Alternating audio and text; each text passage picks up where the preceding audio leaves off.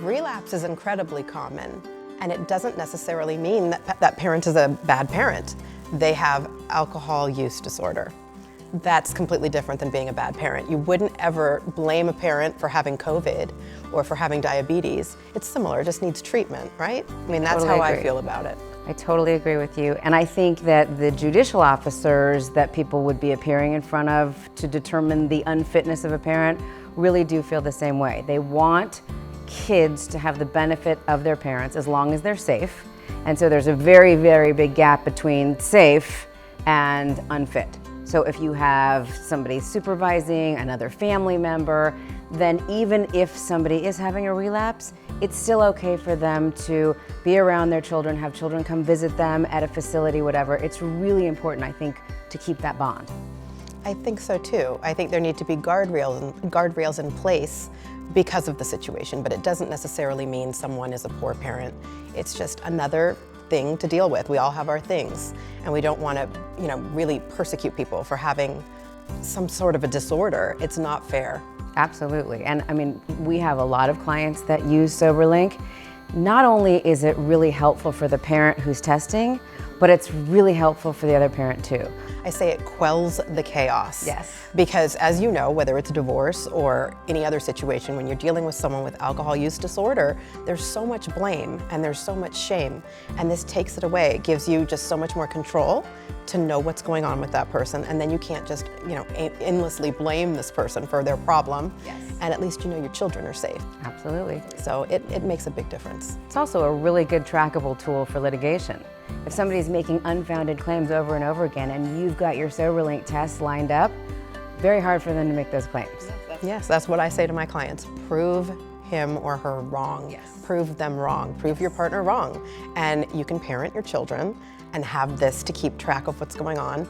And that way the accusations have to stop. Yep. I think someone in recovery can parent safely as long as, like I said, that there's guardrails. There have to be some safeguards. And so often there's been an accusation, and that person is not only dealing with that, and sometimes their coping mechanism is alcohol. And if it's true, by all means, we need to know that too. So it's not only to me, it's not only to prove that they're not doing it.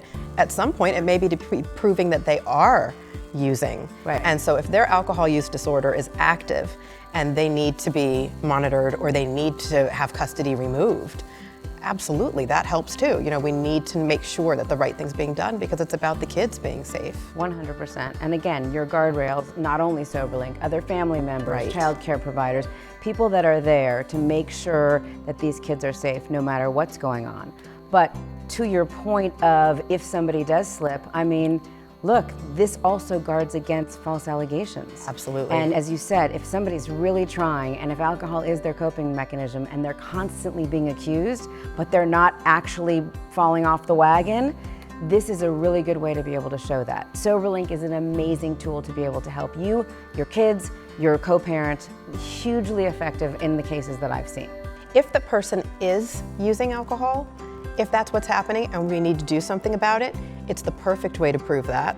And then if they're not, what often happens is people who are accused of something, and I'm sure you know this too, then they think, well, if everybody's saying I am doing that, I may as well just do it.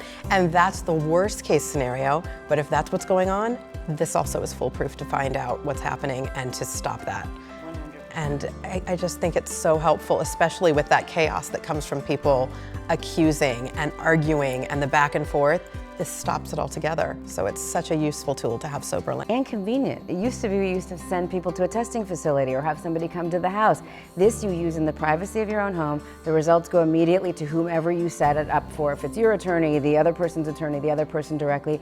It also takes, I think, a certain level of shame out of it because it's there and it's private, and each time you do it and you get that clean test, you're like, all right, let's go. That's one more day that I've been able to make it through. Yes, and the facial recognition. Yes. To me, that's a huge thing because dealing with alcohol use disorder, when people were using what they'd call a Whizzinator, it's like a separate thing they can use when they're doing a urinalysis. Right. People can get away with so much. There's so many ways to fudge these tests. With Soberlink, there isn't a way to do that. Right. And the facial recognition is such a tool that nobody else has. And it keeps people from being able to fool the test, fool the monitor. I mean, back in the day, if a judge would order testing for drugs or alcohol, you'd be in a real bind a lot of the time. People wouldn't go, as you said, they could try to fool the system. This, I feel, is so convenient and so empowering for people that rather than feeling that it's a punishment, a lot of my clients have said, sign me up, send one to the house. I really want to do it because it empowers me. Every time I take another clean test and every time that goes out into the world to show everybody, I'm now feeling the sense of control and power that I didn't necessarily have before. So I tell clients who have AUD, maybe this would work really well for you, and voluntarily beginning to do it makes it so much easier for you, and then there's no hint of allegation, accusation, or real earnest concern from the other parent, because you're just giving them what they've asked for. So important. And I have one right now. I have a client right now that has had a problem with this. She has alcohol use disorder, and her husband was the person administering another kind of sober reassurance, which is antabuse. And using that, she found it humiliating because he would look under her tongue to make sure she didn't cheek it. And what she was doing was actually changing the bottle to vitamins. So she was taking vitamins. And that's not helpful because you can drink on vitamins. So the problem is that it's not foolproof. And this is foolproof. There's the facial recognition, there's all of that, and it just takes the humiliation out of it. So I agree with you that it just empowers the person so that they feel like a person. You know, they don't feel like they're being babysat and monitored. And I've had to explain to her family that relapse is common and is actually to be expected.